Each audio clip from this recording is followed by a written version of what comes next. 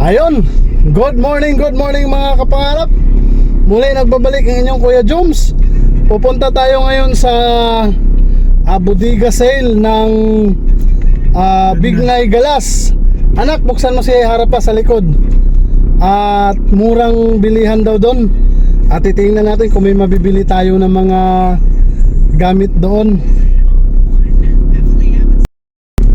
Ayun, at kasama ang aking Monica iya, sasama daw siya.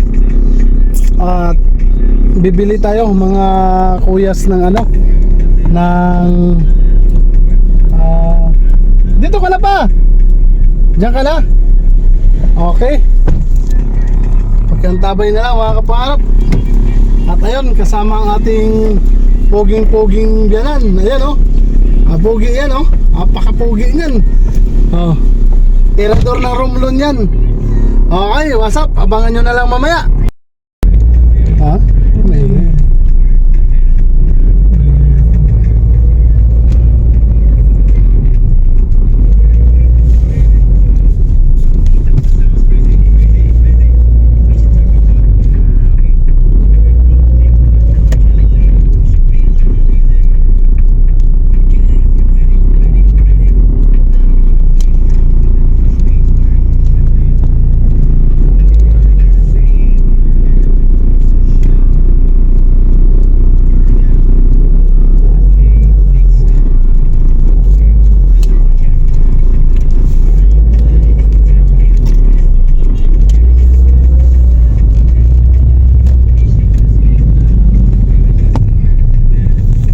Ulan. Dapat hindi lang pang-concept ng video. Ayun, wala. Na-prank tayo guys. Sabi daw kasi bukas, yung pala wala. Ayan, maraming mga nakapila oh. Parado, sige na po. Wala po sa ako na nagsasabi sa kanya. Ang daming mga nakapila oh. Muna sir. Salita. Ayun. Ang daming ano. Wala daw. Kasalanan daw ni na-prank. Anong sabi ko ya? Anong sabi? Kasalanan daw ni Bigotilio. Ayun. Dahil siya raw ang nag-focus, hindi naman totoo. Ayun, yun naman pala. Namali, ang daming mga taga-iba-ibang lugar na pumunta dito. Ang layo pa ng pinanggalingan ng iba. Yung pala, prank lang ang lahat. Pambira. Ba't nandito kayo? Ba't nandito kayo kuya? Siyempre, may bibiling kami. Sabi, open daw ngayon. Ayun pala, wala. Wala. Wala na, wala. Kami, 3:30 narito na. Taga San Pablo pa kami. Ayun. Si AC, ano na nangyari? I-live mo yan. Puro kasi nungalingan yung ginagawa ng mga yan eh. Pinapakot yung mga tao. Ayun, layo pa ng pinanggalingan. Malayo ng pinanggalingan. Ng mga taga... Saan kayo, saan? Ako, Tugigaraw, Malolo. Bataan. Ang layo, may Malolos. Tugigaraw, Bataan, Laguna. Bakit ganon? Kahapon, nandito na ako kahapon. Nakakali ako. Wala Yun, naman. dapat hindi kayo nagpo-post ng ano, ng mali. At nakakaabala to sa kapwa natin. So pakiayos na lang si Iya para hindi aabot sa ganito. Ang dami po. Yung iba nagsiuwian na.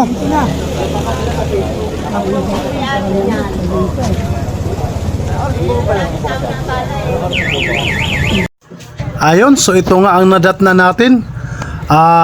Marami ng taong mga nakaabang. Simula pa daw sila kanina at maaga daw silang bumiyahe dahil galing pa sila sa iba't ibang lugar. At ayun, sa akin lang, si Jigara Power Tools, pakiayos naman ng post natin para hindi tayo nakakabala ng ating mga kababayan. At kawawa naman yung iba, galing pa sa mga malalayong lugar. Syempre, yung gasolina, napakamahal, pagod, madaling araw pa yan silang umalis. So, dapat hindi iabot ng ganito. So, para hindi tayo masaya, lalo-lalo na business yang sa inyo. So, yon, doon din sa nakakausap ko, nakita din daw nila ang CAG Power Tools. Nagpost daw sa kanyang vlog si Bigotilio Brothers. Bigotilio Brothers, wag naman ganon. Ayusin natin yung pagpo-post natin sa vlog natin para hindi tayo nakakapuresyo ng kapwa natin. At kawawa naman yung mga yan. Pakikoordinate ng maayos sa may-ari. At doon naman kay kuya na may-ari daw siya ng lupa na inupahan nitong CEG Power Tools, kuya, wag kang magalit kung talaga ang mga tao ay pupunta dyan at magsisiksikan dahil nga po naka-post po yan sa social media. So alam naman natin kung gaano kalawak ang social media po. So dapat po, wag kayong magagalit kasi kung mayroong magagalit sa ganitong sitwasyon, ay walang iba po kundi yung mga customer o yung mga taong bayan na nakakaalam na mayroong bukas ngayong araw, kasi nakalagay sa post nila na bukas ngayong araw. So dapat hindi ganun po, so wag naman mangyaring ganun at kawawa naman yung mga kababayan natin. Ayun, hindi po ako basher ni Bigotilio Brothers. Sa akin lang ay dapat maipost natin ang maayos ang ating mga content at para hindi tayo nakakaabala ng ating mga kababayan. Yun lang po, maraming salamat.